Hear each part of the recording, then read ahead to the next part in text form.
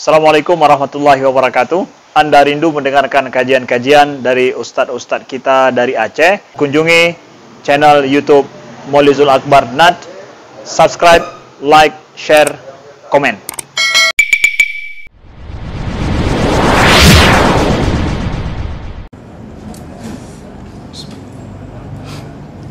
Assalamualaikum warahmatullahi wabarakatuh. Alhamdulillahi rabbil alamin. Hamdan katsiran tayyiban mubarakan fihi. Asyhadu an la ilaha illallah wahdahu la syarika lah.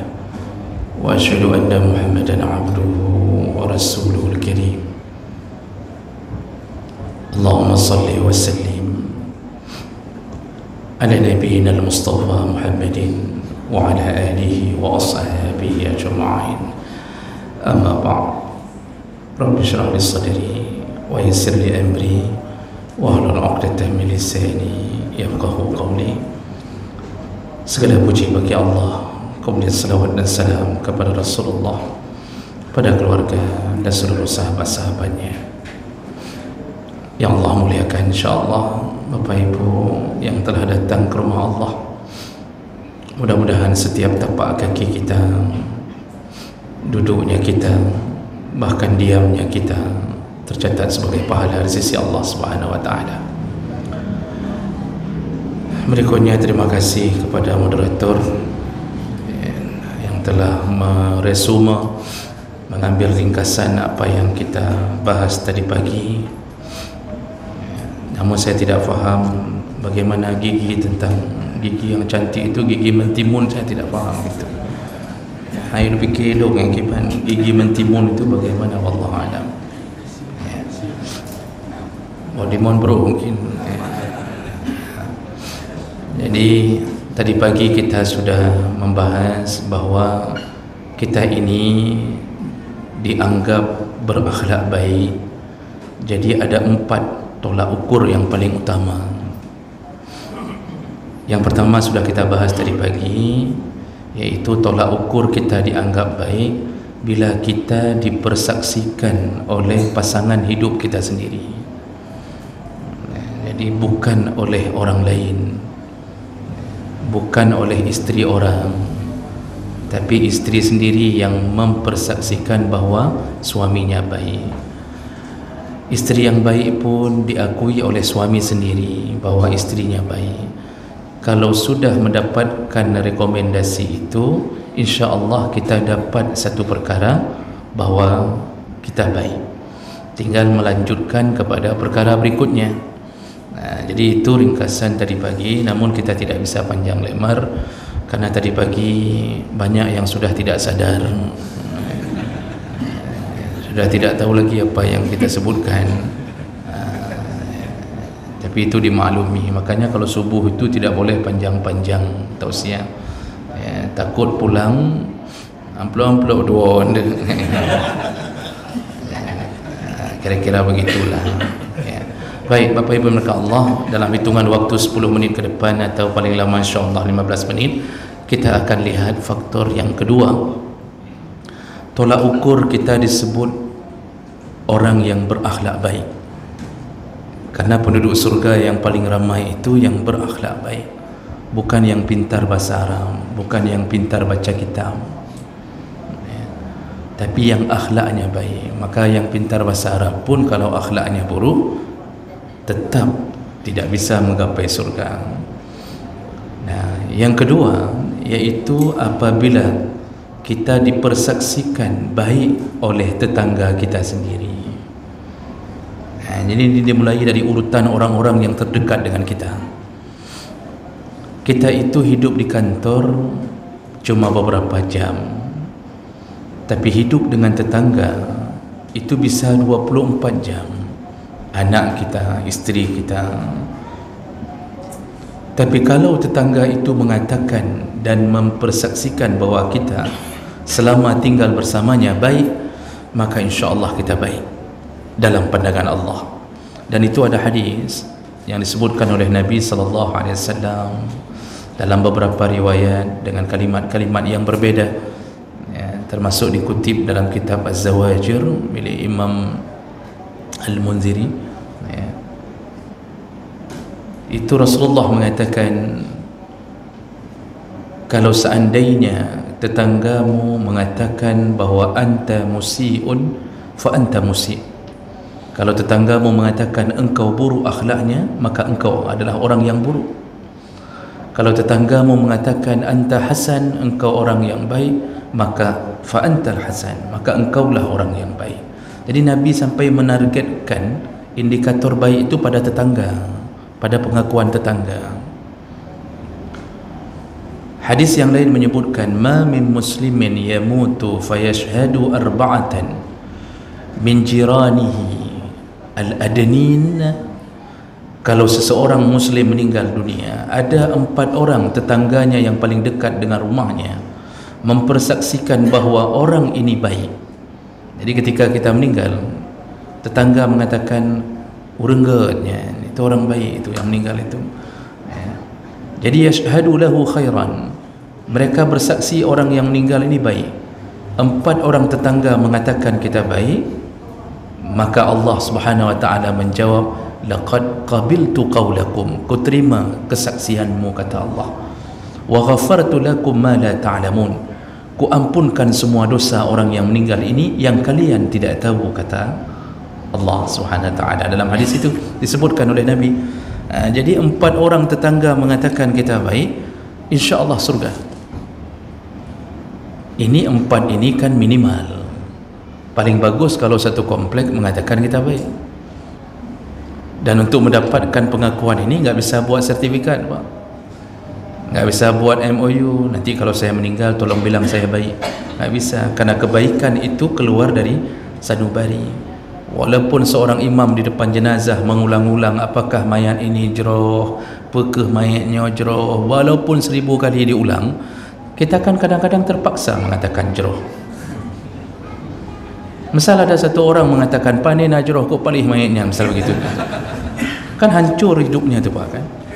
Langsung semua mata memandang ke arahnya, kah apakah pegah ke mayat, kah aku pemain, kah ada, kan aneh kan. Jadi orang nggak berani mengatakan yang sebenarnya, terpaksa mengatakan yang keluar dari mulutnya. Tapi sebenarnya pengakuan kebaikan itu adalah yang keluar dari sanubari, dan itu tidak perlu dituntun oleh imam. Ketika nama kita dipanggil, tetangga begitu mendengar, ya Allah, sudah meninggal fulan, tetangga kita, Masya Allah baik sekali orangnya, ya. Selama buka puasa beliaulah yang sering memberi makan orang berbuka puasa, beliau yang membeli sajadah di musalla kita, beliau yang pasang lampu kalau putus di musalla kita. Kalau seandainya kita putus rezeki, beliaulah yang mengirimkan beras dan telur. Minyak goreng nggak dikirim karena sangat mahal, Pak. Jadi pengakuan-pengakuan ini sudah cukup dalam satu komplek, insya Allah surga. Nah, tapi syaratnya salat. Jadi jangan sampai rukun Islam enggak dilakukan hanya untuk mendapatkan pengakuan tetangga. Itu tidak bisa juga, karena tidak ada fondasi untuk berdirinya kebaikan itu. Tetangga mengakui kita baik, ya, bangun musalla bahkan kita, ya, tapi kita enggak salat.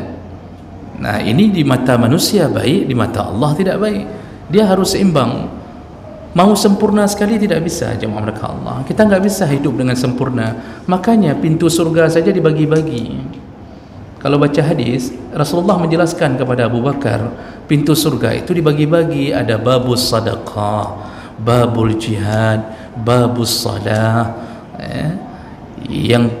yang suka berpuasa, babur rayyan. Jadi yang diambil Allah yang dominan dari amal kita. Sampai Abu Bakar bertanya, apakah ada satu orang yang dipanggil oleh semua pintu surga, direbutkan oleh semua pintu surga? Kata Rasulullah, ada. Dan aku memohon kepada Allah, engkaulah salah satu yang dipanggil dari semua pintu surga.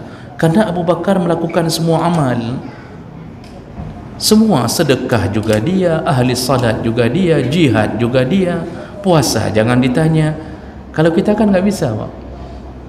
Ada yang ahli jamaah tetapi tidak baik dengan tetangga. Ada yang baik dengan tetangga tapi tidak pernah nampak berjamaah. Ada yang solat ke masjid terus-terusan tapi tidak pernah memberikan isi dompetnya ke masjid. Ada yang terus-terusan memberikan isi dompet ke masjid tapi tidak pernah solat di masjid. Yang lebih saja. Jadi kita ini tidak bisa sempurna. Maka kita butuh pengakuan dari tetangga. Kenapa tetangga? Karena tetanggalah yang hidup bersama kita, yang tahu kita terus-terusan tetangga. Makanya pada suatu hari dalam sebuah persaksian dalam pengadilan, hadis tentang Umar bin Khattab. Jadi ketika dibutuhkan saksi untuk seseorang ini, Umar bin Khattab ketika mengadili seseorang, dia bertanya, siapa yang mengenalmu? Adakah orang yang mengenalmu untuk membuat aku bisa mengambil keputusan? Lalu orang ini mengatakan apa? Ada. Maka dipanggillah seseorang. Lalu ditanya oleh Umar kepada yang menjadi saksi itu, apakah engkau mengenal dia? Ku kenal wahai Umar. Menurutmu dia bagaimana? Kata orang yang menjadi saksi ini, a'tarifu bihi bil adalah wal aqli. Dia ini orang saleh dan orang yang bijaksana. Lalu kata Umar, engkau mengatakan itu untuknya, apakah engkau tetangganya yang tahu tentang dia siang dan malam, yang engkau bisa tandai dia kapan keluar rumah, dia kapan masuk ke rumahnya? Apakah engkau tetangganya? Kata orang ini, tidak ya Umar, aku bukan tetangganya. Lalu Umar mengatakan, bagaimana engkau bersaksi dia baik sedangkan engkau tidak tahu hari-harinya? Kan itu kejadian kita, Pak. Kita ini kalau saling bersaksi dengan sama-sama orang yang di masjid, pasti kita katakan baik, orangnya baik, Masya Allah, lembut sekali orangnya. Tapi kita nggak pernah tanya ke samping rumah dia, apakah orangnya good, Tuhan? Pengakuan yang paling suci itu pengakuan dari tetangga. Kalau sesama ahli jamaah, kita kan nampaknya cuma 15 menit di masjid. Wajar kalau orang anggap baik. Kita cuma datang, senyum sana, senyum sini, kan, pulang, salam, begitu saja. Ya nampaklah baiknya. Ya, paling pulang dari masjid, duduk di kedai kopi, kita traktir. Apa enggak baik? Sudah kita traktir. Coba kalau kita traktir terus-terusan, kan dia yang kita anggap buruk, kan? Nah, ini orang ini terus-terusan kita traktir, pasti kita mulai menganggap dia buruk. Begitu juga orang. Tidak bisa penilaian sekejap. Penilaian yang paling tahu itu tetangga. Makanya Rasulullah SAW menyebutkan, asal Jibril turun, selalu Jibril berwasiat. Apapun wahyu yang Jibril turunkan, selalu Jibril berwasiat, berbuat baiklah dengan tetangga. Sampai Rasulullah mengatakan, hatta dhanantu, sampai aku mengira, annani sayuwarrisuhu, kalau aku meninggal, seakan-akan tetanggaku itu menjadi ahli warisku. Saking seringnya Jibril menasihati, berbuat baiklah dengan tetangga, berbuat baiklah dengan tetangga. Jadi tetangga ini, waktu kebakaran, yang pertama sekali menolong kita tetangga. Ketika kita berteriak maling, maka yang pertama sekali menolong kita juga tetangga. Tapi kalau tetangga itu ikut lari, berarti dia malingnya. Pasti begitu, malingnya yang paling dengar pertama orang samping. Makanya sebelum saudara kita datang, tetangga sudah berkerumun duluan untuk kita. Di sinilah perlunya membina hubungan yang baik. Kalau cuma ibadah saja tapi tidak baik dengan tetangga, tetap neraka, Pak. Kenapa saya berani mengatakan neraka? Nabi yang mengatakan. Jadi ada laporan kepada Nabi SAW, nyanjemnya mati, tak ya? Atau sengaja nampak mati malamnya? Artinya jangan sampai didehem-dehem, nanti ada yang dehem-dehem dari samping. Jadi ada laporan ke Nabi SAW. Jadi sahabat mengatakan, ya Rasulullah, ada seorang perempuan taqumul lail wa tasumun nahar. Perempuan ini ya Rasulullah, hidupnya kalau malam, Masya Allah, dia salat qiyamul lail, terus-terusan salat tahajud. Wa tasumun nahar, kalau siang, subhanallah, dia puasa terus-terusan. Artinya sering puasa sunnah di siang hari, malam sering salat tahajud. Itu kan indikator terasa orang baik. Malam sering salat, puasa sering dilakukan di siang hari, itu kan nampaknya kebaikan. Tapi sahabat kemudian melanjutkan laporannya, walakin lisanuha tu'zi jiranaha, tetapi lisannya ya Rasulullah selalu menyakiti tetangganya. Ahli salat, ahli puasa, tetapi lisan selalu menyakiti tetangga. Apa jawaban Nabi? Dia bukan orang baik. Hiya finnar, dia itu penduduk neraka. Gara-gara menyakiti tetangga, penduduk neraka. Padahal ahli tahajud, ahli puasa. Ini yang harus kita khawatirkan. Jangan sampai hubungan baik kita dengan Allah terganggu dengan hubungan buruk kita dengan tetangga. Makanya urusan-urusan dengan tetangga ni harus banyak sabar. Jangan sampai ganggu, sampai semen di depan pagar kita jangan kita buat kalau mengganggu tetangga. Karena ada tipe orang hari ini, itu model buat tempat duduk di depan pagar rumah, padahal bukan jalan dia, itu jalan di atas parit kadang-kadang. Buat tempat duduk untuk duduk sore, sekaligus mupat sore, kan? Jadi duduk, begitu duduk rame-rame dengan isteri duduk, kan? Padahal jalan itu gara-gara kita buat, tetangga tidak bisa belokkan mobilnya ke garasi. Itu pun berdosa. Kalau tetangga sudah mengatakan, Pak tolonglah nggak bisa masuk ini, itu segera hancurkan kalau kita mau masuk surga. Jangan juga kita buat kanopi kita menjorok ke luar, yang kira-kira kita parkir mobil orang lain pun nggak bisa melewati jalan itu. Tetangga merasa kesal hatinya. Jangan sampai kita pagari parit sehingga meluap air ke rumah dia. Jangan sampai bubung rumah kita, bubung apa? Atap rumah kita, ya? Jangan sampai atap rumah kita begitu hujan datang, curahan hujannya jatuh ke tetangga yang menyebabkan bocornya rumah dia. Kalau kita suruh tukang untuk pasang sesuatu di samping rumah kita, kalau harus naik ke atap tetangga minta izin, lalu berjanjilah, ini kalau rusak insya-Allah saya bayar. Tapi insya-Allah ya, ini bahasa hana rencana bayar sih Pak. Saya bayar, tapi insya-Allah itu kan enggak ada rencana bayar itu berarti. Tapi begitulah seharusnya berbuat baik dengan tetangga. Jemuran tetangga, kalau tidak diizinkan untuk kita jemur baju kita, jangan jemur. Ini kadang-kadang Masya Allah jemuran punya tetangga, kita begitu lirik kanan lirik kiri, kayaknya enggak jemur baju nih tetangga hari ini, kita jemur baju kita. Begitu tetangga selesai cuci baju, dilihat udah penuh baju orang. Bagaimana perasaan tetangga itu Pak?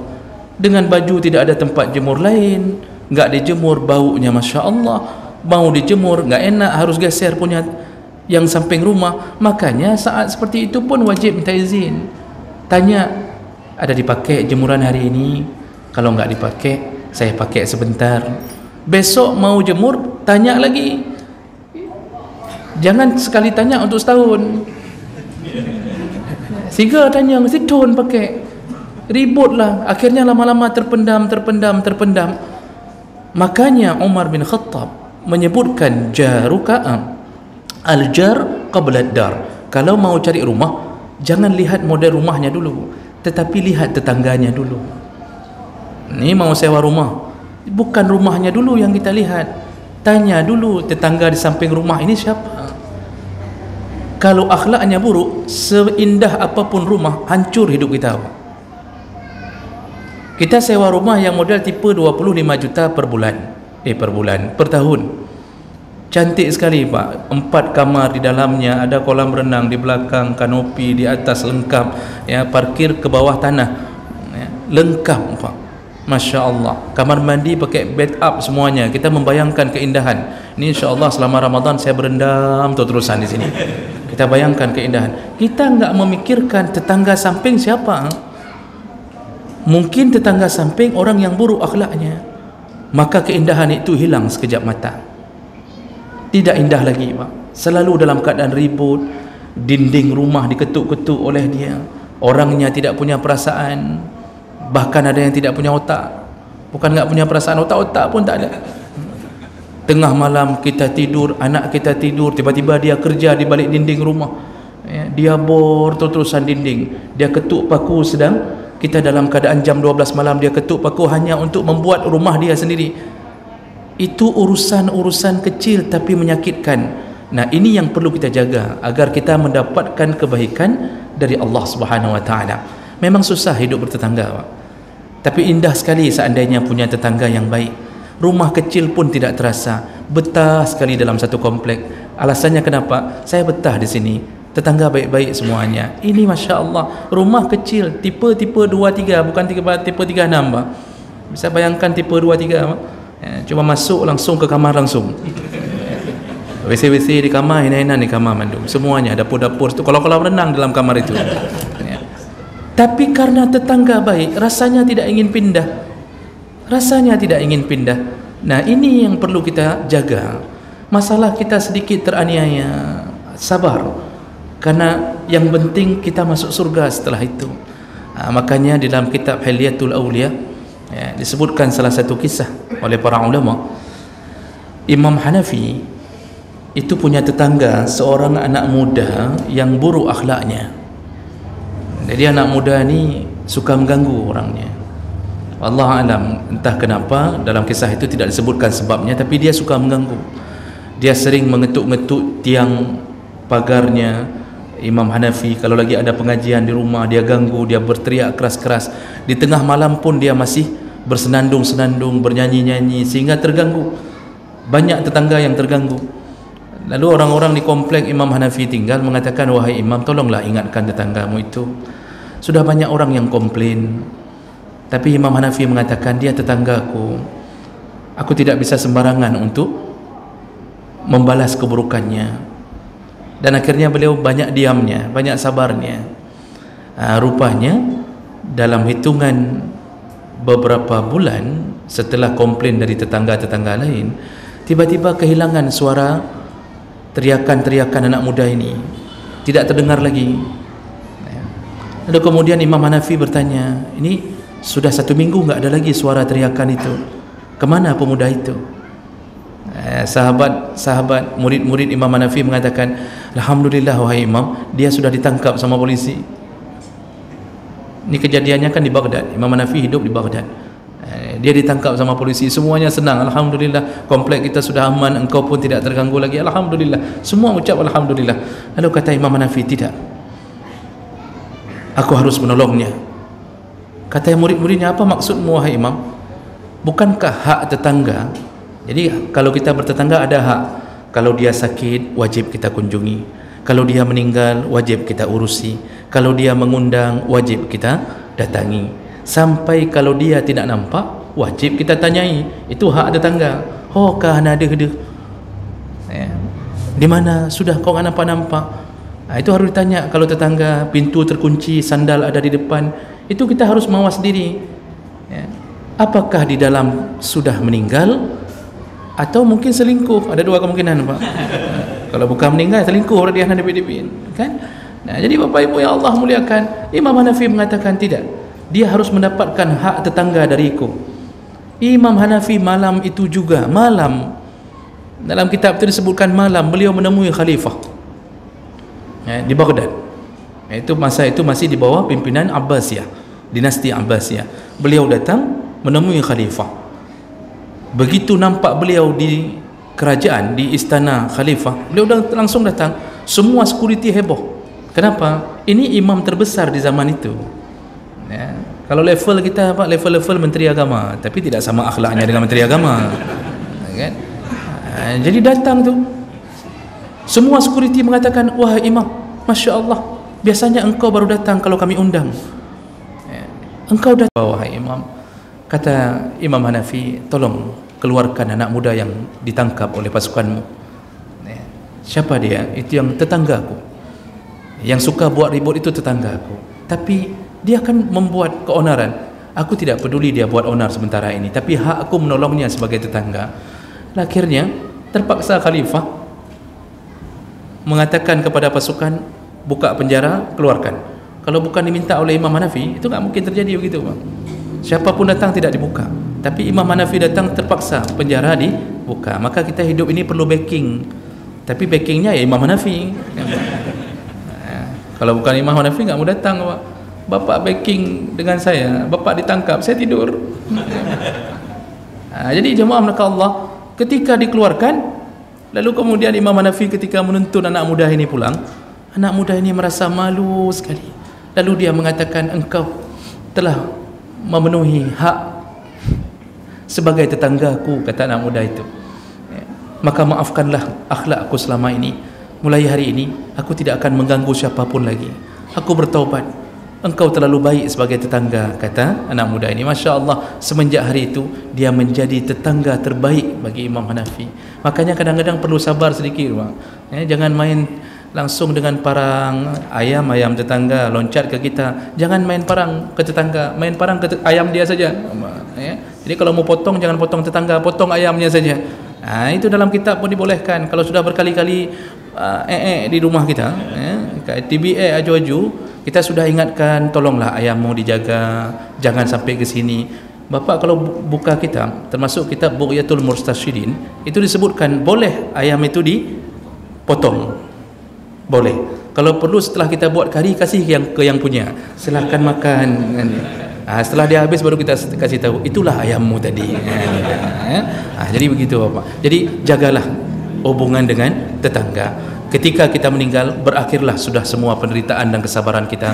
Semua mereka insyaAllah, kalau mengaku kita orang baik, insyaAllah surga milik kita, insyaAllah. Mudah-mudahan ini bermanfaat. Subhanakallahumma bihamdik, asyhadu an la ilaha illa anta, astaghfiruka wa atubu ilaih. Wassalamualaikum warahmatullahi wabarakatuh.